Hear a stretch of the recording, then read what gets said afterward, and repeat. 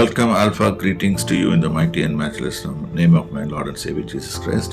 இப்போ 25 சங்கீதம் 1-2 வசனங்களை வாசிப்போம். கர்த்தாவே, உம்மிடத்தில் என் ஆத்மாவை உயர்த்துகிறேன்.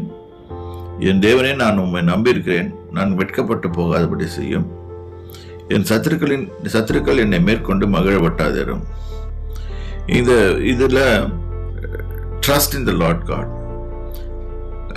நான் தேவனை நம்புகிறவர்கள் ஒருபோதும் வெட்கப்பட்டு போவாங்க. உண்மையாகவே விசுவாசத்தோடு இதை செய்யும் போது நாம் வரும்போது வெட்கப்பட்டு போகாது இருப்போம். இதுதான் வேதம் சொல்கிறது.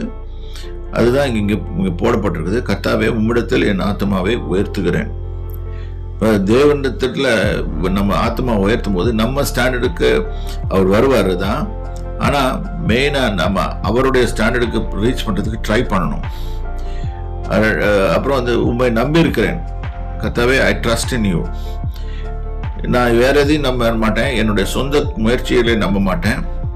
நம்ம மட்டும் நம்பி இருக்கிறேன். நான் வெட்கப்பட்டு போகாதபடி செய்யும். I should not be ashamed in front of others. அது முக்கியமாக எடுத்துக்கொள்ள வேண்டும்.